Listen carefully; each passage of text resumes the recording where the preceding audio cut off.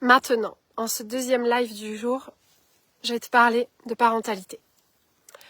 Et je vais te parler d'un des grands messages de chez Unité, et peut-être un des messages dont je parle le moins, que j'ai le plus incarné et dont je parle le moins. Et que grâce à une cliente, ça me dit, mais en fait, cette cliente m'a permis de toucher, de venir reconnecter à la Anne qui j'étais avant, et de venir tellement lui faire un énorme câlin. Tu sais très bien quand t'es mentor, quand t'accompagnes des êtres, c'est des guérisons profondes de soi, avec soi. Et là, c'en était une, c'était comme... Et ça me permet de me reconnaître encore plus. Et je sais que la vie, là, me demande de parler de ça, de parler de ce que j'incarne. Au final, alors, c'est pas ce que j'incarne le plus, parce que l'entrepreneur, je l'incarne totalement. La mentor pour entrepreneur, je l'incarne totalement. Maintenant, ce que j'ai tellement incarné, mais que peut-être que j'en ai pas encore assez parlé et que je prends peut-être pas encore totalement suffisamment conscience de ce que j'ai franchi là.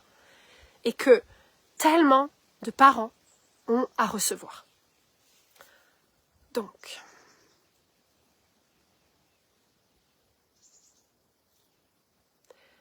je vais commencer par ce qui a activé, parce que ça va m'aider à vous en parler.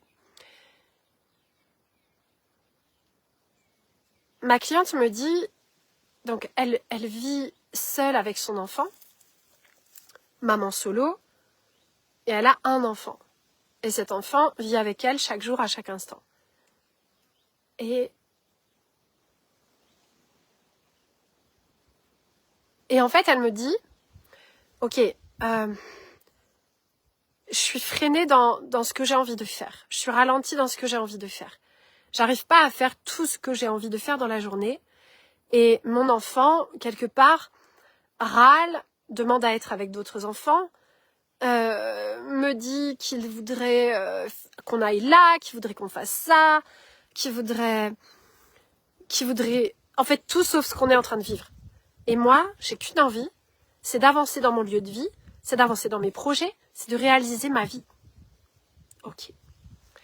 Et c'est là qu'il y a infiniment de parents qui soit n'imaginent même pas de vivre avec leurs enfants chaque jour, à chaque instant, et de ne pas les envoyer entre quatre murs, chaque jour dès septembre, ou se disent non mais je sais même pas comment je pourrais faire, donc je vais pas le faire parce que je sais même pas comment ça pourrait être possible. Donc voilà, ce live, je pense qu'il est hyper important. Sache que tu as vraiment toute ça. C'est vraiment aussi ce que je vais partager évidemment dans The Endless Summer, la masterclass qui commence demain et qui a lieu sur 2 jours, jeudi et vendredi. On est déjà nombreux, c'est déjà à fond parce qu'il y a une avant-première que j'ai ouverte et vraiment c'est en message privé si tu veux y entrer. Ou peut-être que je mettrai le lien en commentaire, je sais pas. Alors, je vais te mettre le lien en commentaire. Ça sera peut-être plus simple pour toi. Donc, tu es maman, tu es papa, solo ou pas, hein, parce que moi, à ce moment-là, j'étais en couple. J'étais avec Julien, évidemment, puisqu'on est ensemble depuis qu'on a l'âge de 17 ans et qu'on en a 45 tous les deux. Cependant, je vivais seule mes journées avec Yawen, notre premier fils. Parce que Julien, lui, alors à ce moment-là, on était en mode survie. On était en mode, y a des fuites dans le toit, le plancher, il n'y avait pas de plancher. Enfin bref, on était en mode travaux, ultra gros travaux. Donc Julien, il ne travaillait pas à l'extérieur. Cependant, il travaillait pour la maison, pour nous, très fortement. Et donc, on était ensemble, mais pas réellement ensemble. C'est moi qui... En fait, l'idée, c'était que c'était moi qui m'occupais pleinement de Yawen. Et lui, il réalisait vraiment notre maison. C'était ça l'idée au départ. Et donc, je me retrouvais avec Yawen. Et bien souvent, dès le matin, j'étais en stress. Dès le matin, j'essayais d'imaginer ce que j'allais faire avec Yawen dans la journée. J'essayais d'imaginer que je pourrais l'amener là, qu'on pourrait aller faire ça, qu'on pourrait faire ci, qu'on pourrait faire ça. Et cependant, vous savez quoi, avec Yawen, ça se passait pas bien du tout, en fait. C'était pas cool du tout. C'était un petit gars qui était hyper énervé, qui était à la fois génial et à la fois tellement rempli de vie, mais il y avait quelque chose d'assez en colère chez lui. Évidemment, Julien et moi, on n'était pas hyper calmes à ce moment-là. Pas du tout hyper calmes. Je peux te dire que ça agit absolument instantanément chez l'enfant. Quand tu dis si tout va bien, genre tu lui dis je vibre bleu alors que tu vibres rouge, mais l'enfant il te montre, en fait l'enfant, comment j'ai dit tout à l'heure, c'était une guidance qui m'est sortie, c'est comme il met en lumière ton mental en fait. C'était quoi exactement la phrase? Il amplifie tout ton mental et il met en lumière tout ce que tu te racontes dans ta tête, dans ton mental. Et donc, si tu es dans un mode colère, ça veut dire que tu as des pensées, donc tu as des peurs. Et donc, parce que si tu as des pensées, c'est que tu as des peurs. Eh bien, en fait, il active tout ça. Et il met encore plus en lumière, encore plus en lumière, encore plus en lumière. Et donc, le parent, il est perdu. Il est là, mais purée, mais ça s'arrête quand, en fait? Mais qu'est-ce que je dois faire? Qu'est-ce que je dois faire? Donc, il va avoir honte. Moi, j'avais très honte quand je me baladais avec Yawen et que j'allais à la Biocop, par exemple, et que Yawen... Alors, pour peu qu'on soit avec... Des fois, j'étais avec une amie, elle avait un autre enfant, et lui... Oh mon Dieu, c'était trop pour moi. C'était trop, j'y arrivais pas, en fait. Et je culpabilisais énormément. Je culpabilisais que mon petit garçon... ah oui, il jouait avec des bâtons, et il voulait faire la bataille et tout. Et moi, j'étais là, juste la paix, la joie et l'amour. Et mon petit garçon... comme de lui-même, il faisait ça. Je me dis, mais c'est quoi ça? Mais c'est qui ce monstre, en fait? Mais qu'est-ce... Et pourtant, je savais que en fait, nous étions en pleine création, ensemble. Et Yawen, il apprenait de tout, partout, avec tous, en tout lieu, en tout temps, comme hyper curieux. Tellement curieux. Il me bougeait à fond. Si on était en ville et qu'il voyait des peintres, il allait voir le groupe de peintres. Il me disait, maman, est-ce que je peux aller voir les peintres là parce que j'ai une question à leur poser? Ok, vas-y. Et alors il allait leur demander, mais qu'est-ce que vous peignez? Qu'est-ce que vous faites? Pourquoi vous faites ça? Et pourquoi vous utilisez cette peinture? Et pourquoi toi tu fumes? Et pourquoi tu fais ça? Parce qu'ils étaient à leur pause, et ils fumaient à leur pause. Et moi j'étais là, mais comme presque honte. Et puis aussi culpabiliser de... ben voilà, ce petit garçon qui faisait la bataille. De me dire, mais j'ai loupé quelque chose, j'ai vraiment loupé quelque chose. J'ai loupé quelque chose. Il y a quelque chose dans lequel j'étais pas suffisamment en paix, en amour. Je suis pas assez fleur bleue, je suis pas assez... J'ai mal fait quelque chose. On est passé de la tétée à la bataille. C'est quoi ça? Comment ça se fait, ça? Et en fait... en fait, c'était moi-même qui étais en bataille avec moi-même. Hein. C'est ça, le truc. Mais ça, je l'ai vu que après. Et c'est Yodran, mon deuxième, qui m'a montré ça. Parce que plus j'étais... c'est pas plus j'étais en paix ou en joie, rien d'amour. Bon, suivez le fil. Et ça, je vais en parler vraiment dans The Endless Summer. Je peux pas tout faire là dans un live. Alors, il y avait infiniment de honte, infiniment de culpabilité. Et cependant, je savais que Yawen et que nous étions invités à vivre ensemble et à co-créer ensemble. Et que je mette pas mon enfant entre quatre murs à partir de septembre. Mais donc, c'était comme, mais waouh! Parce que je le voyais évoluer. Et je le voyais tellement beau, tellement grand, tellement puissant. En fait, il me dépotait du steak, quoi. Il me foutait à terre, mon fils. Et en fait, là-dedans, j'essaye vraiment... j'ai invité ma cliente à lui dire, ok, vas-y, dis-moi, réveille la Anne d'avant, avant.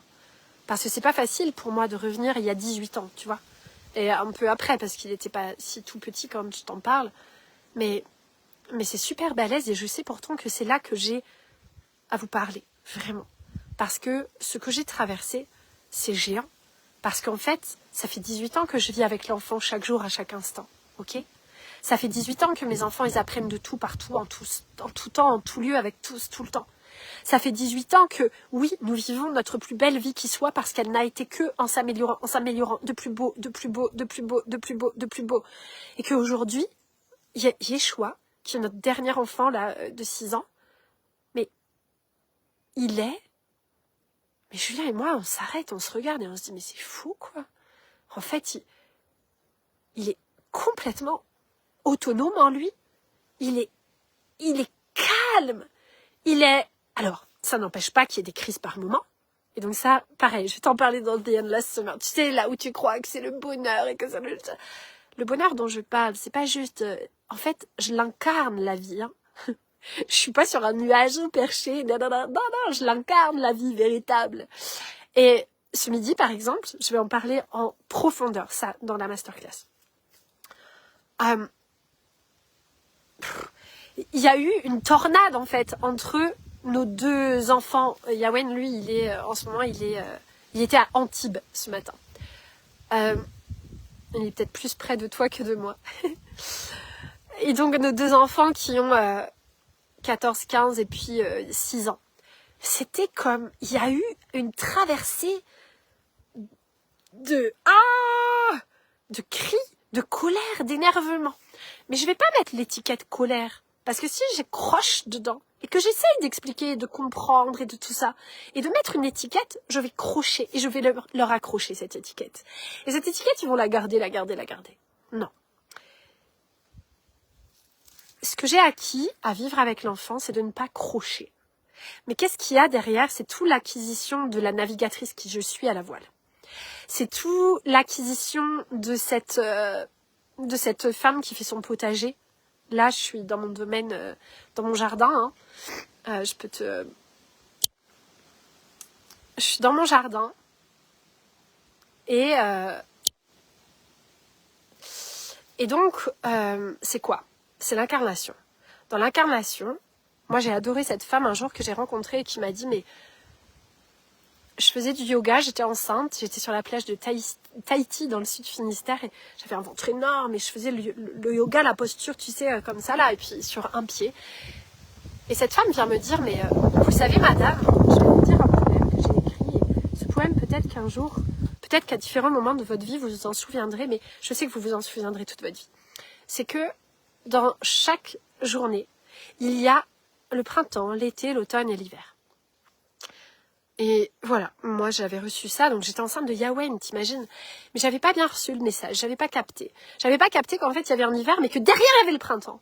Et donc en moi, je culpabilisais, j'avais honte, je restais crochée avec, à essayer de comprendre pourquoi il faisait ça, pourquoi il parlait comme ça, pourquoi il y avait ça, pourquoi il faisait ça. Et donc j'amplifiais la chose, à vouloir comprendre. J'y mettais une fréquence du mental. Alors que, au jour d'aujourd'hui, comme ce matin, mes enfants parce qu'il y a une histoire, en fait, je ne sais pas si vous avez suivi un petit peu ce qui se vit chez nous, peut-être par l'intermédiaire de Julien, et peut-être pas. En tout cas, c'est grands travaux à la maison, et puis, bref, grands travaux. Donc, qui dit grands travaux, dit mouvement dans la maison. Et en plus de ça, Yeshua, il grandit énormément en ce moment. Yodalan grandit énormément. Moi aussi, je grandis énormément, et Julien aussi. Et je pense que Yawen aussi, à Antibes, là où il est. Et alors, les enfants là, Yodran et Yeshua commencent à s'attraper sur un sujet par rapport à leur aménagement de leur espace dans notre maison. Et donc, ça commence à monter, à monter. Beaucoup de parents là, moi j'imagine les parents, vous savez, en vacances comme vous êtes au bord de l'océan ou de la mer Méditerranée. Et puis là, vous êtes là, il y a les enfants qui se jettent du sable ou qui se mettent à hurler, qui font une crise ou que sais-je. Et alors, ça y est, les parents accrochent et c'est la fin du monde. C'était la journée la pire. T'imagines? C'est pas possible en jour de vacances. T'aurais pas pu arrêter ta crise. T'aurais pas pu arrêter de pleurer. T'aurais pas pu ne pas pleurer devant tout le monde. T'aurais pas pu ne pas jeter du sable sur ton frère. T'aurais pas pu. Et là, ça s'accroche, ok? S'accroche. Vous connaissez ça. Vous le voyez dans la ville, dans la rue, dans les magasins, dans les grandes surfaces. Vous le voyez partout. Et là-dedans, on peut crocher et on peut briser complètement, même 2 semaines de vacances, même un mois de vacances. Et on peut briser l'enfant aussi là-dedans. Alors que, quand tu deviens cet adulte qui entre dans son adulte, qui arrête d'être un enfant adulte incarné, je sais pas ce que ça fait, le vent, j'espère que vous entendrez. J'ai pas pris du tout le micro, le quoi que ce soit. Eh bien, quand tu deviens cet adulte incarné, tu es en capacité d'être infiniment présent de rester en ton cœur, de faire un cercle de paroles là, et de demander à l'un d'exprimer, non pas expliquer, parce que alors là tu vas faire intervenir le mental, ça va pas être bon, d'exprimer son ressenti sur la scène, et à l'autre d'exprimer son ressenti sur la scène, sans se couper la parole. Et là, ça demande évidemment de grandir. Mais des fois, ils s'en sont pas capables, c'est pas possible, c'est monté tellement haut. Et cependant, tu vas le faire et tu vas le refaire. Et à un moment, ils vont avoir la possibilité de s'exprimer, chacun. Et là, toi, tu vas pas accrocher. Parce qu'ils vont continuer certainement à dire « Oui, mais c'est de sa faute, c'est lui qui a fait ci, c'est lui qui a fait ça, oui, mais c'est lui, oui, mais... » Et à un moment, il y en a un qui grandit. Et il y en a un qui... On arrête la guerre. Faute de combattants, la guerre s'arrête. Donc on arrête là. Il y en a un qui grandit, il y en a un qui s'arrête. C'est pas toujours le plus grand en âge. Pas du tout même. Et il y a un moment où tu vas sentir l'impulsion à travers toi, l'intuition de peut-être descendre. Leur permettre de vivre l'expérience ensemble. Alors, ils vont... je vais arriver, Julien, je termine mon live. Ils vont se retrouver ensemble et là, peut-être que ça va continuer un petit peu. Et là, ça va te demander de lâcher, de ne pas crocher. Et les enfants, entre eux, ils trouvent des codes. Dans leur communication, ils vont trouver leurs codes. Et c'est ce qui s'est vécu ce matin. Et en fait, en 15 minutes, le truc, il est passé. Mais avant, quand j'étais jeune maman, quand j'avais 25 ans, là, et que j'étais maman ou un petit peu plus, là, de Yawen, et qu'en fait, Yawen, il crochait dans le truc, et moi, je crochais, j'avais peur, j'avais honte, et je culpabilisais, j'étais là, mais c'est pas possible, mais comment on va s'en sortir, mais en fait, j'amplifiais tout avec Yawen, et Yawen amplifiait. Et au lieu que ça dure 15 minutes, on en avait peut-être pour une journée. On en avait peut-être pour 2 jours. On en avait peut-être pour une culpabilité profonde ancrée quelque part dans moi. Et les parents, là, vous qui m'écoutez, qui me regardez, c'est nécessaire que vous décrochiez. Quand vous êtes en navigation sur un voilier et que là, il y a un grain qui arrive, et que là, le vent forcit, et que, en fait, vous n'êtes pas en train de... Et ça, c'est un message pour tous les entrepreneurs. Bon, alors là, ça parle de tout, parce que l'entrepreneuriat est infiniment relié avec la parentalité. Et c'est infiniment relié, évidemment, c'est que du leadership d'excellence. Et donc, quand tu navigues, tu sais que le grain, c'est bon, croche pas avec le grain. Oui, tu vas aller réduire la voilure, mais c'est bon, après, arrête de crocher avec ça et va réduire la voilure. Et Yawen, qui est parti faire un tour d'Atlantique pendant 1 année, il a vomi pendant 5 mois. Mais c'est pas pour autant qu'il a croché là-dedans. En fait, il va pas retenir ce qu'il a vomi ou quoi, et avoir honte de ça, ou que sais-je, ou je sais pas quoi. Il va pas crocher dedans. Il va pas essayer d'expliquer, il va pas essayer de comprendre, il va pas essayer d'analyser. Il vit l'instant. Le navigateur, il vit l'instant, il n'y a pas le choix. Parle à un navigateur à la voile. Demande-lui s'il n'est pas dans l'instant. S'il n'est pas dans l'instant, le bateau, il chavire, de toute façon.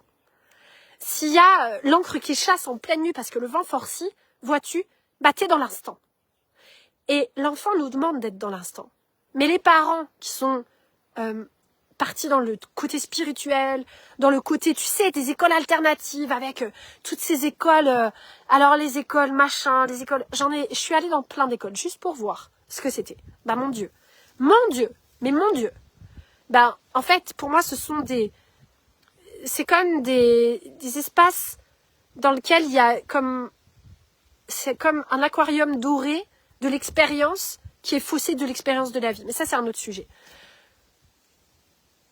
C'est le sujet vraiment là dont je te parle, là tout de suite maintenant, c'est de quitter l'espèce de honte, de culpabilité du parent qui va... Parce que quoi ? Parce que tu croches avec la scène avec ton enfant.